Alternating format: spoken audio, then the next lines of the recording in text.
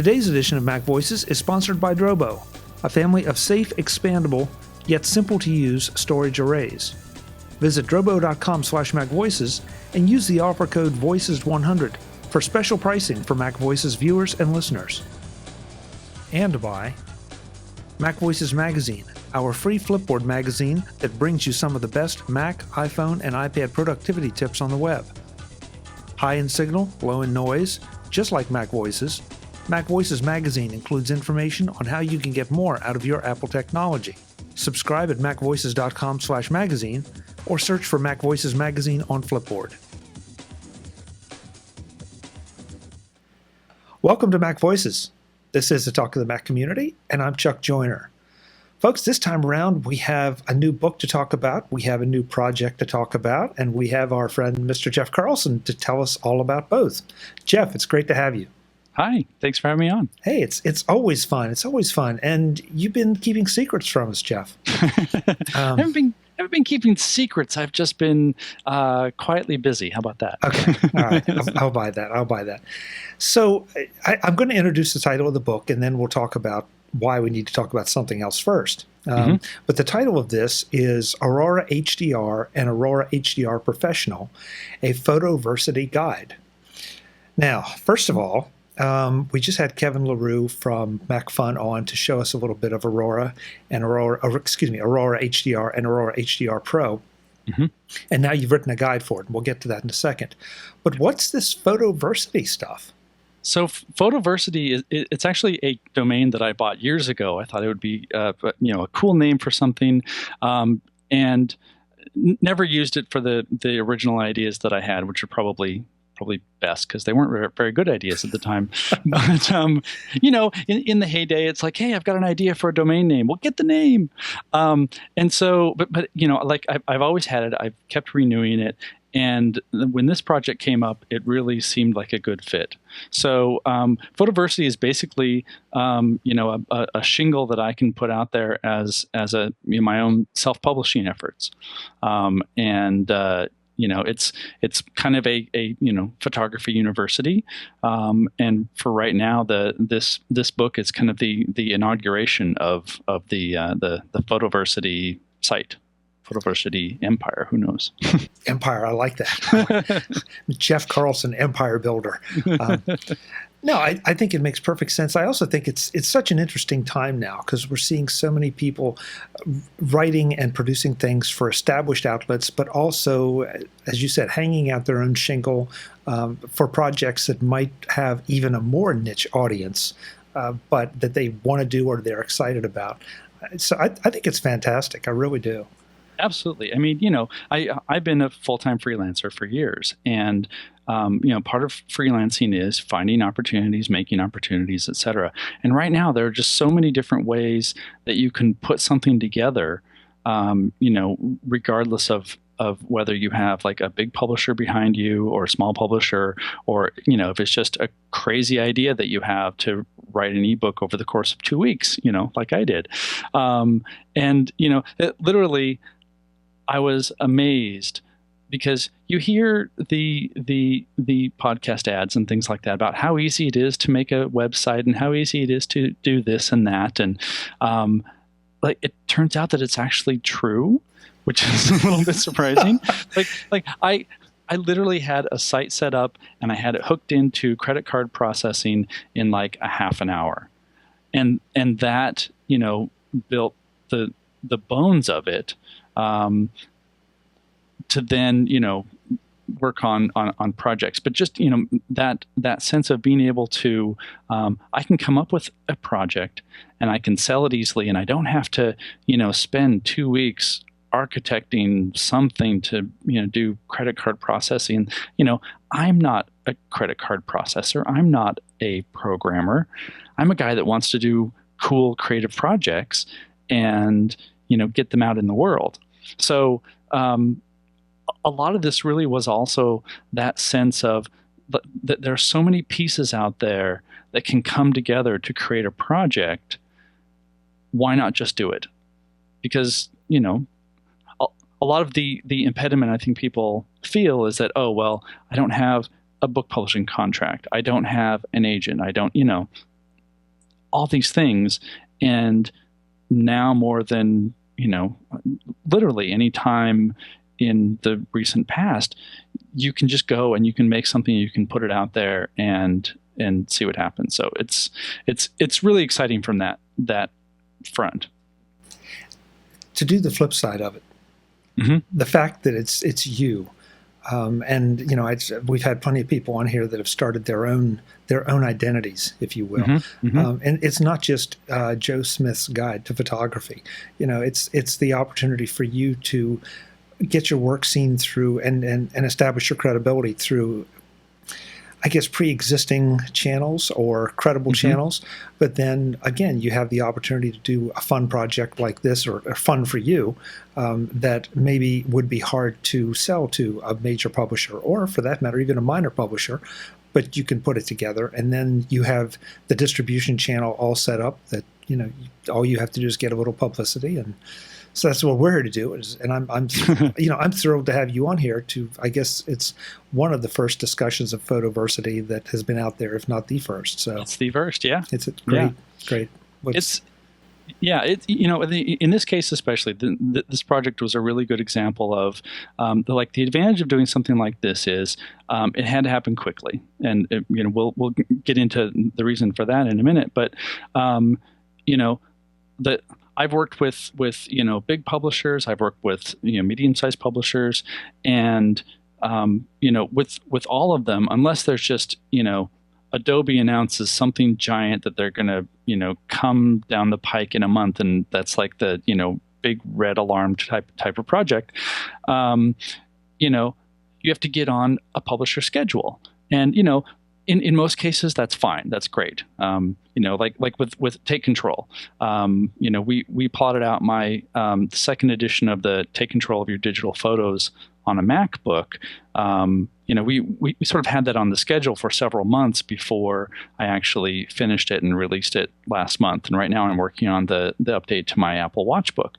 So, there's that structure. But I don't think that I could have realistically gone to Adam and Tanya and said, "Hey, I've got this idea for this photo app. Would you mind dropping everything?" And I mean, perhaps they would have, but they're very busy. Publishers are really busy. You've got, especially like in the print book world, you've got, looking out quarters and semesters ahead, and organizing Salesforce and all that kind of stuff.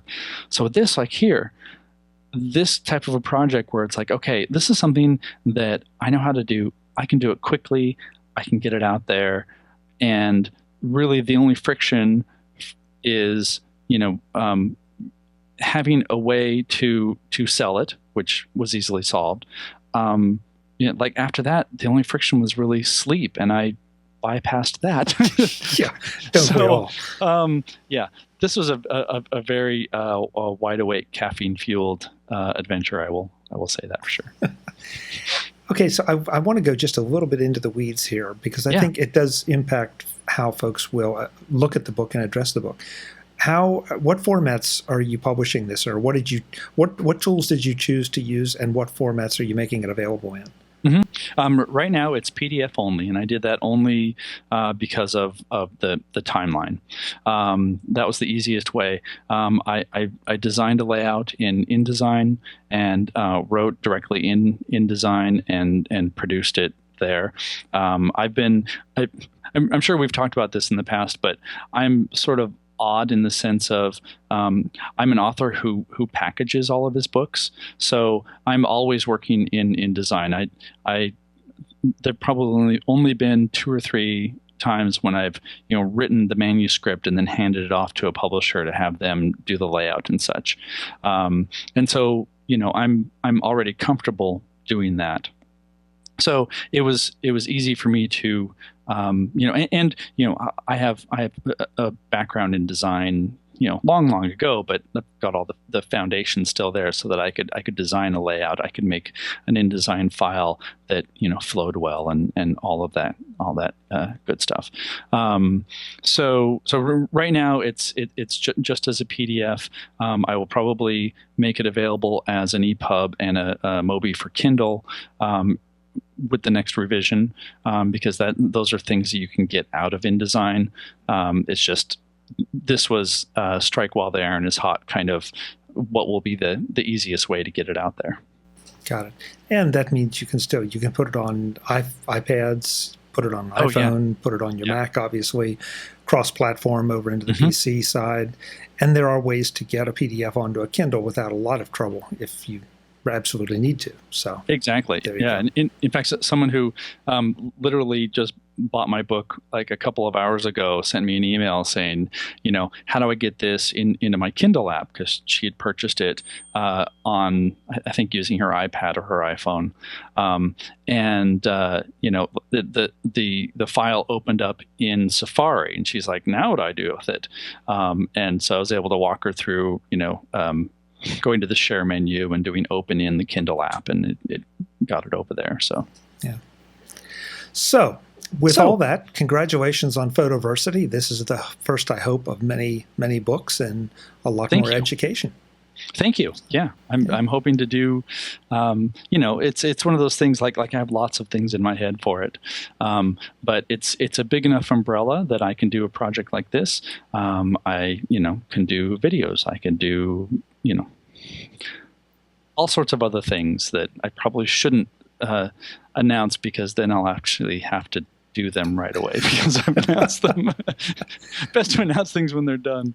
All right. Well, T-shirts. We need T-shirts. Yes. Yeah. We need Photoversity T-shirts. You got it. I graduated from No, never mind. So this is Aurora HDR and Aurora HDR Professional, the Photoversity guide. As I said before, Kevin LaRue was just here to show us Aurora HDR, and it's a phenomenal program. I've been playing with it for a little while now, and even though I didn't have any bracketed shots, so I've just been playing on it with the one shot out of my iPhone, and it's so much fun. But with all that, and the presets are fantastic, and that to me is, I think, where it shines, because I can choose somebody else's wisdom. But there are times that I'd like to tweak it a little bit. Maybe it's a little too much of this or not enough of that. And that's where, without starting to do some experimentation and investing a little time, it gets tough. And I'm hoping you're going to solve that problem for me. Yes, exactly. Okay, so let's start with one. No. We'll just start right now. We'll do step by step. Yeah, Jeff's here to solve all my problems. So. Yes, exactly. Yeah. Tell me what you're dreaming about. Sorry. What's really interesting about Aurora HDR, to me at least, is that, yes, you have lots of presets so that you can take either single images or bracketed images and turn them into HDRs that have, a lot of tonal depth, a lot of detail that you can pull out.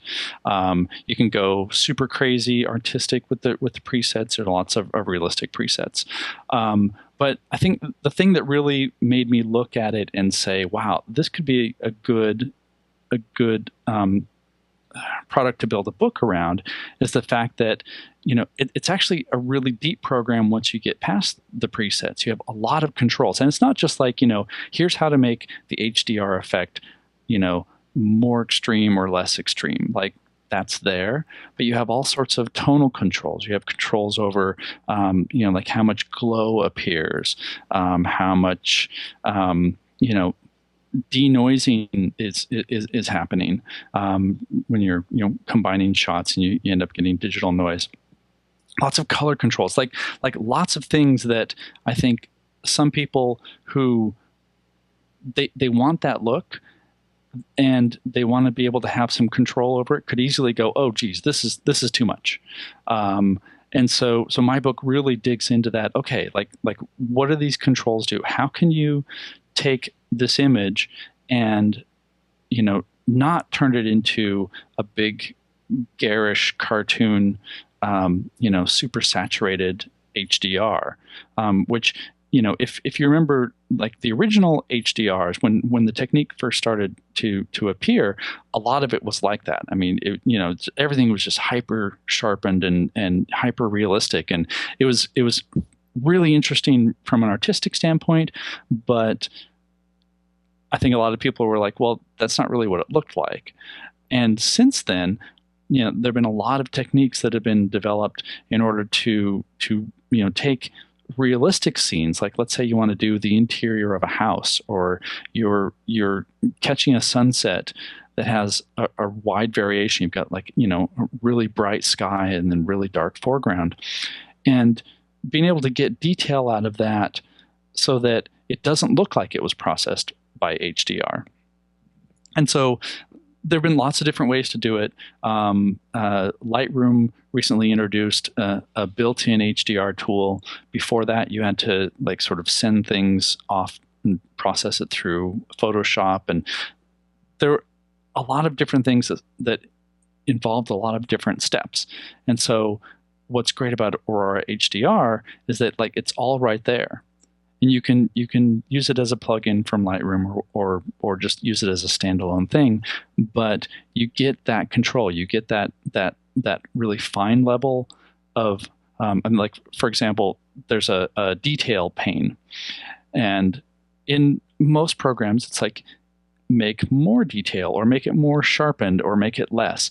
And this, it's got like 3 levels deep of like fine and coarse and normal detail, and then you can do it details just in the shadows or details just in the highlights. Like you could really geek out on how fiddly you want to get when you're toning your images.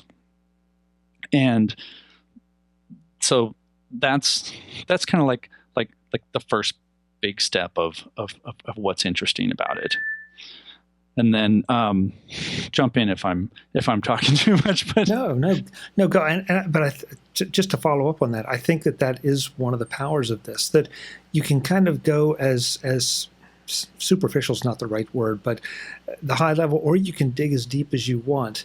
Mm-hmm. And by changing presets and then tweaking the settings within those presets, you start to learn how they got the effect and how you can change some of whatever it is you're trying to adjust or that may not suit you for your particular image. Oh yeah, absolutely. And another thing that you can do is you can build your own presets. So let's say you take a specific kind or category of photo. Let's say you do interiors. You might find that a certain level of shadow detail works really well for the settings that you normally shoot at. So you can see which parts of it affect your images, and then build a preset around that, so that the next time you go out and shoot, you're doing someone's house, then you come in, you throw the images at Aurora HDR, and you just say, all right, do the Chuck interior shots preset, and it will just do it, and saves you a bunch of time and gets you the results you wanted, while also letting you know, while also being able to know like what all those little things do, so that you can make the little adjustments that invariably come up, as the light changes or whatever.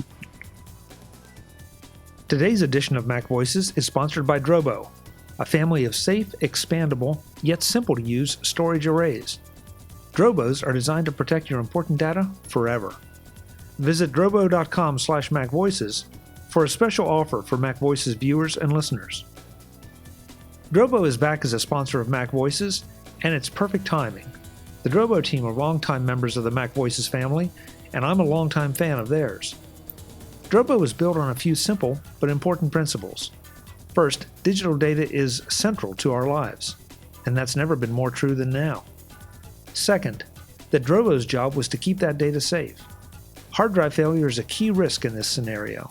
There are others, and we'll talk about them later, but for now, a failed hard drive is one of the fastest ways to ruin your day, or week, or more. Third, drive capacity expansion should be simple. If you need more storage, add a drive or remove a small drive and replace it with a larger one. No tools, no procedures, not even a power down. Just do it. Sort of like a printer cartridge. If you need more ink, take out the old, replace it with the new. Only Drobo is even easier than that. Fourth, simplicity of use. Not a lot of technical decisions, not a lot of menus or meters or things to try to understand. Just simple storage that communicates with a red, green, and yellow light system. If you can understand a traffic light, you can use a Drobo. Those are the key principles behind Drobo, and they're part of every Drobo product. I can and will give you many reasons to get and rely on a Drobo, but for now, it's most important that you understand that you, me, anyone can understand and use a Drobo to protect their data. That your data is safe, even if a hard drive fails. That your data is safe even if 2 hard drives fail. That you can expand the storage in a Drobo when you need to by adding or replacing a drive. No procedures, no incantations, just slide out one drive, slide another one in, and keep going. In a world where we're all taking more and more digital photos, creating more and more videos, and doing more and more with our devices, Drobo delivers the ease of use and security you need. To give you just a short geek's peek at this, Drobo's Beyond RAID technology lets you start with just 2 drives in your Drobo. No, it doesn't have to be 2 matching drives either. Not in any sense. Not by size, not by manufacturer. Use whatever size or price drive meets your needs, and the Drobo automatically adapts to it, making sure your data is safe. No matter what your needs, there's a Drobo for you. And right now, you can get a $100 discount on the Drobo Mini, Drobo 4Bay, or Drobo 5N by visiting drobo.com/MacVoices and using the discount code VOICES100 when you order.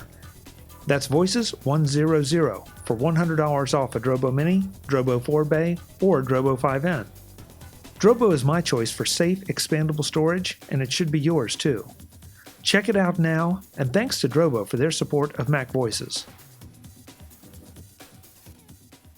So, given the fact that this is such a deep program, how do you approach it to help us understand all those settings? Because there are a lot of settings in so many different areas that most of us are not going to be deadly familiar with. If you're a photographer, maybe you're going to understand a lot of them, or at least some of them.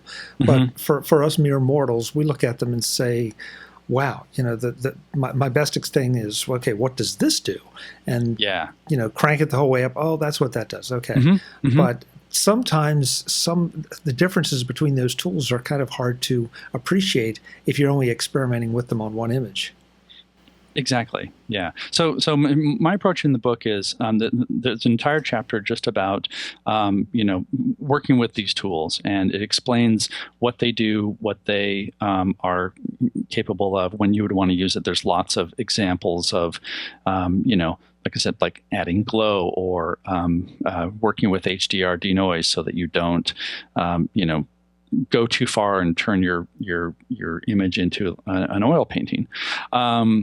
And so that chapter, it basically just, explains the whole chunk of them, of like this is what these things do. And here's how, there's I'm just scrolling to take a look. There's a color filter and a color toning panel. I think for most people, it'd be like, okay, well, there's a color thing and another color thing. And so it explains what they do, when you would want to take advantage of it, et cetera. But then the next chapter really digs into what I think is the meat of the program. If Aurora HDR just did that, it would be pretty cool. It would have a lot of control, et cetera. Where it really, as I say in the book, it really kicks it into orbit, it has capability to create layers and also to create masks.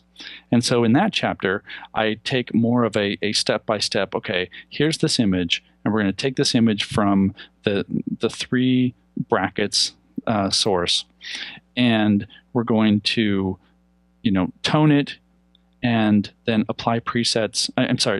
Tone it and then apply layers and masks in order to fix specific problems. So, for example, in this image, it's you can see it on the Photoversity website. It's this sunrise beach picture, and when we combine it, and apply like a brightness preset, it makes the sky nice and colorful and saturated, but it's really noisy. And the foreground is nice and bright, but is like a little bit too coarse, like too detailed. So I stepped through how to walk through and apply a mask so that the preset doesn't get applied to the sky area, and then inverting a mask later so that we can apply the denoise to that. Sorry, I keep hitting my lamp here. And then applying the denoise feature to the sky, because the sky is just this nice, colorful blend of color.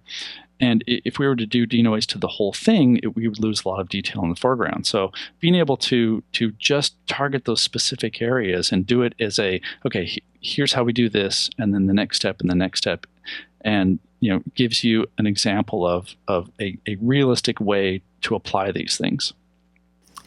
Jeff, given the way you're talking about using Aurora HDR, is it fair to say this maybe is a little bit like trying to process a raw photo, where you can process different parts of the photo in different fashions? Yeah. Well, it's Aurora HDR Professional supports RAW, and so you've got that type of finer level control, and there are a lot of controls that you would find, say, in the Adobe Camera Raw module, or you would find in Lightroom.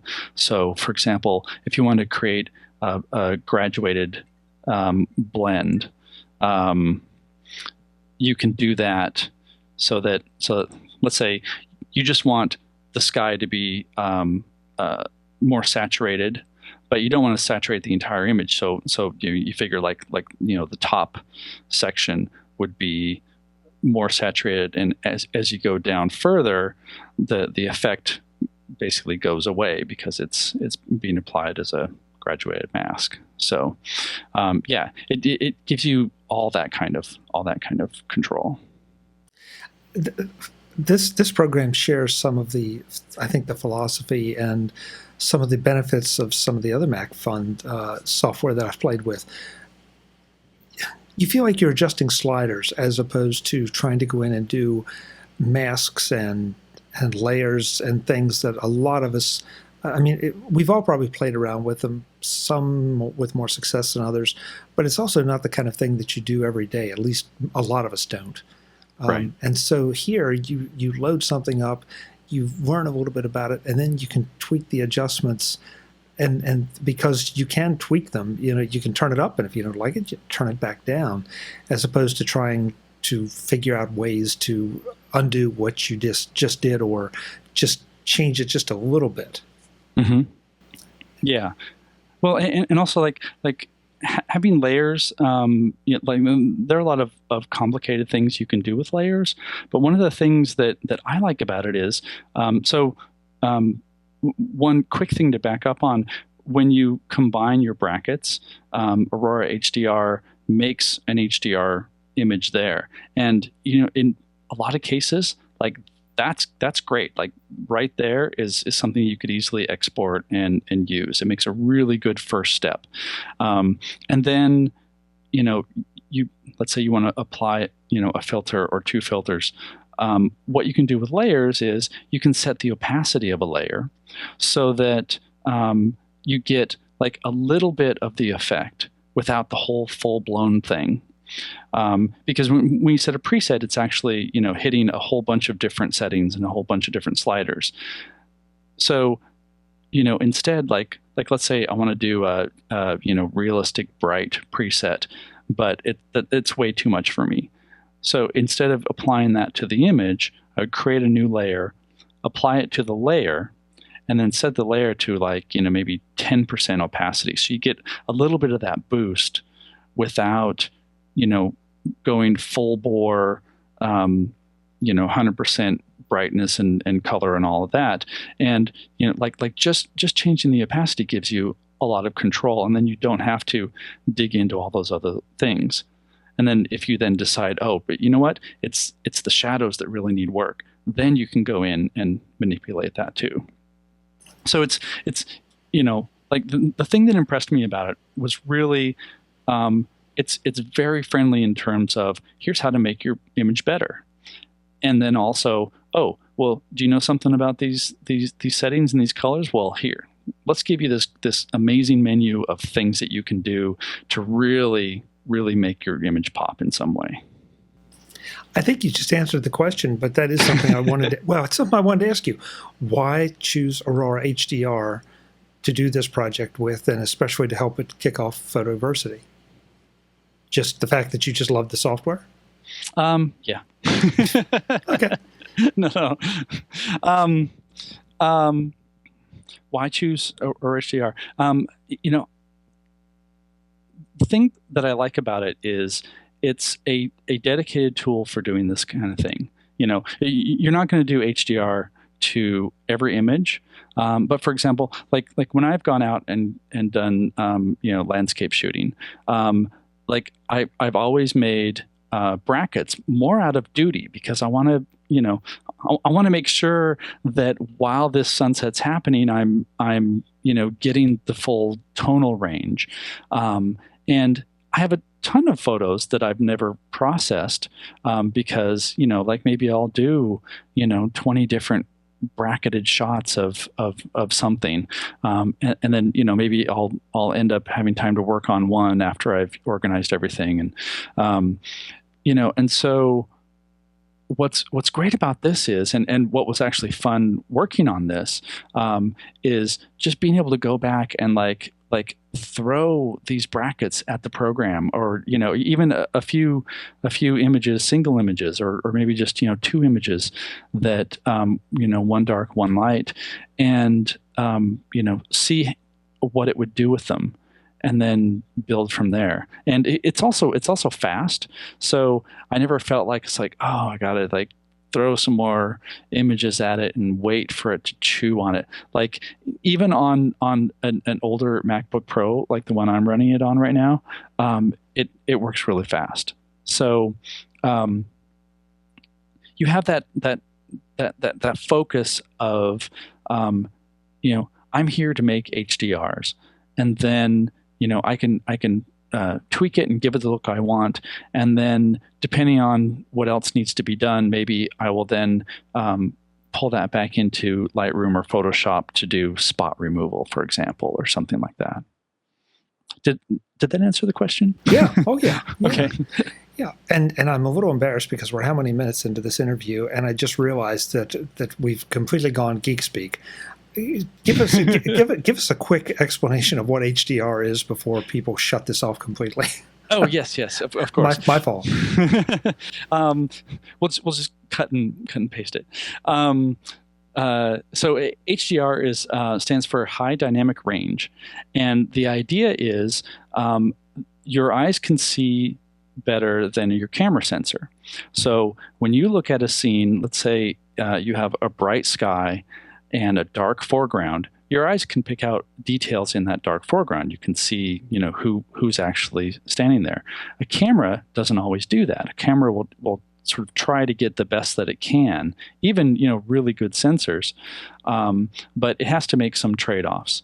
And so what HDR does, it lets you kind of get around that by capturing all the image data that you can see. So for example, in most cases, cameras bracket with 3 shots. There's often a bracket feature, and it'll take kind of a normal picture, a very dark picture, and a very light picture, so that when you combine them together, you have all that information from very light to very dark that can then be blended in different ways by software like this. And so, excuse me. So, when I'm talking about examples like, doing interiors of houses, that's a great area where if it's sunny outside, or even cloudy, but on a bright day, that can just basically make all the windows appear completely white, if you want to get the detail of the interior of the shot. So doing HDR, you combine that and you get all the detail on the inside plus the detail of what's outside. And some of the HDR stuff, let's say you're doing like a dramatic street scene, or a night cityscape, that kind of thing, you really have a lot of darks and a lot of sort of problem areas. When you combine brackets in an HDR, you can even that out so that you do have detail, but it doesn't look like you've cranked the saturation way up, or it doesn't reveal a lot of the artifacts that will happen if you're just working with one image in Photoshop, for example. Jeff, how about, because we've talked about this before, that a lot of us shoot with the camera we have with us, which is the iPhone. Yeah. And even the newer iPhones. Are there any apps out there that let you bracket? And I realize that can be a challenge, of course, because the steadier the shot, the better. So tripods are ideal for HDRs. But having said that, are there any iPhone apps that you know of that will shoot bracketed photos that you could work with here?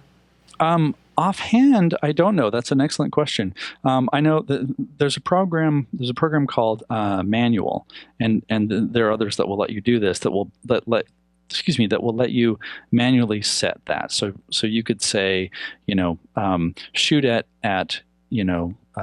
a slow shutter speed and a regular shutter speed and a very fast shutter speed to get that light, medium, and dark. That you can do that just with regular cameras too. Some cameras will have a bracketing option.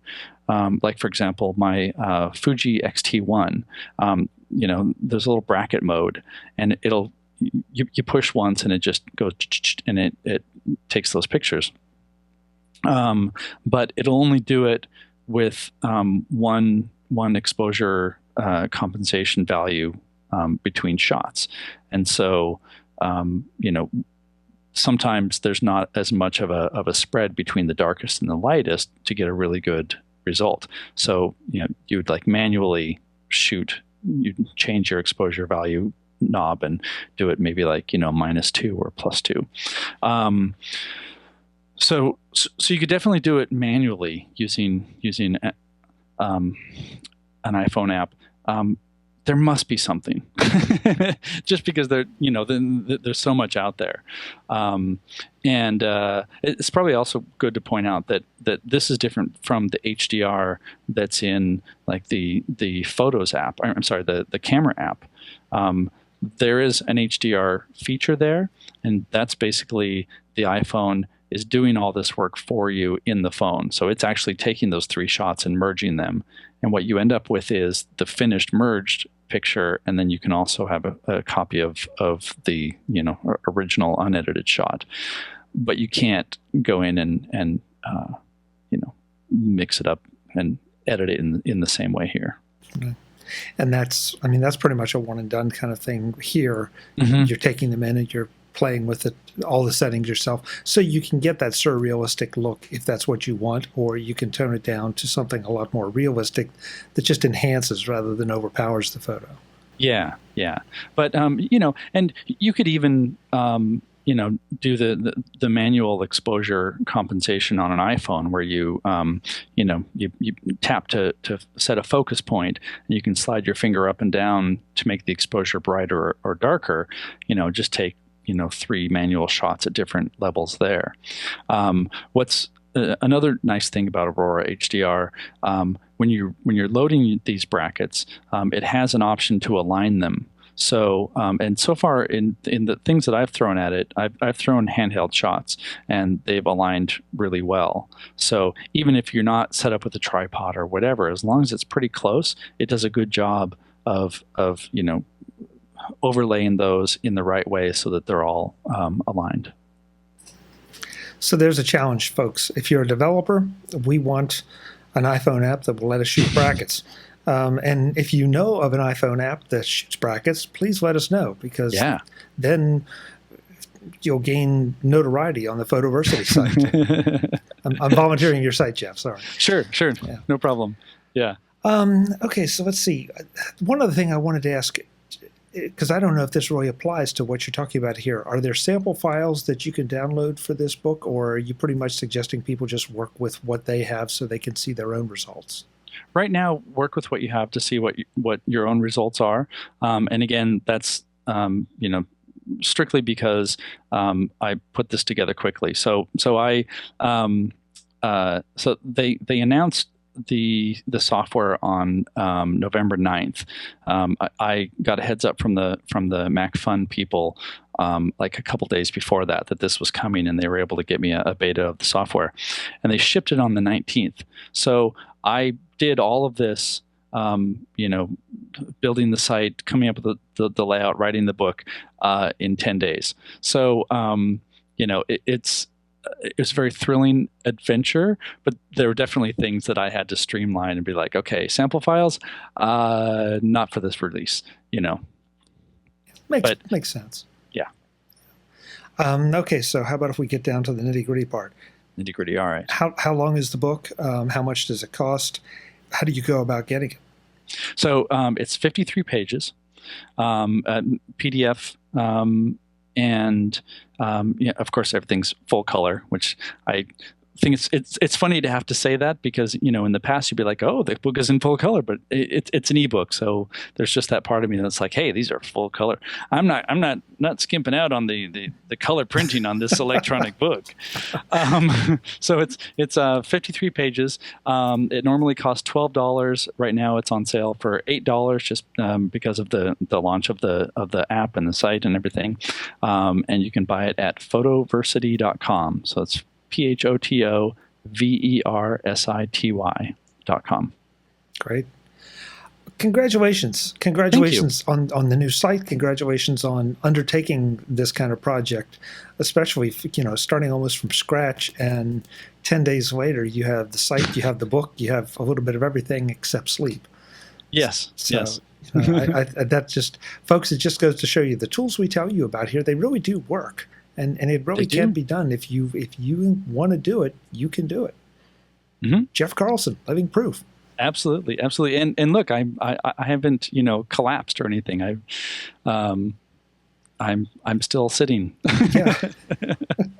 And occasionally standing. Yeah. No, it was to be honest, it was a lot of fun, because in addition to writing about something cool, and doing something photographic that's cool, it just really dove into my interests. But it made me remember like a lot of the design and layout stuff that I do, that I enjoy doing it. Like and I'm sure that this is where people are really going to glaze over, except for a few, doing layout and kerning lines and rewriting to fit, and like things like that most people shouldn't ever have to deal with. There's a little bit of it that's actually fun and interesting, and I'm sure that the typographers listening will know exactly what I mean, because you're like right in the middle of making this thing fit and making it look good and read well and all that stuff. So that's basically me going super geeky on the type front, saying that it was a lot more fun than I thought it was going to be, which is great when it's really, really late at night. It's always great when a project is fun, because when you get a quarter of the way into a project and you realize you hate it, then you have this really weird guilt thing, because I've just wasted all this time getting this far, but I really don't want to take it any farther. And so if you can set up the tools and set up the project, and you clearly did this one for the love of the project. That probably says one of the key things, one of the key reasons to go out and check this out, both the site and the book, that it's they're both labors of love. Definitely. Yeah. So photoversity.com. go check it out. And folks, definitely go check out Aurora HDR. It's a fantastic piece of software. Go back in MacVoices a few episodes ago. I'm not sure what the number was. Kevin LaRue will show you what can be done, and then get Jeff's book, and he'll show you how to do it. Excellent. There you go. Jeff, it's great to see you. Thank you so much for joining us and telling us about this. And we'll look forward to the next conversation and the next website and the next project. You're welcome. I look forward to doing more. Thanks. All right. Talk to you soon. Folks, I'm Chuck Joyner. This is MacVoices. We will be back with more as well. Until the next time, thanks for watching.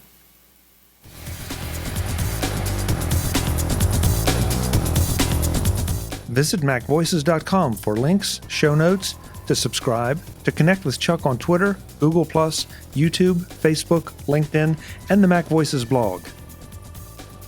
Subscribe to our weekly newsletter, the MacVoices Dispatch, to stay up to date on all the latest MacVoices news from our front page or at macvoices.com/newsletter. Do more with your Apple tech by subscribing to the free MacVoices magazine on Flipboard by visiting macvoices.com/magazine.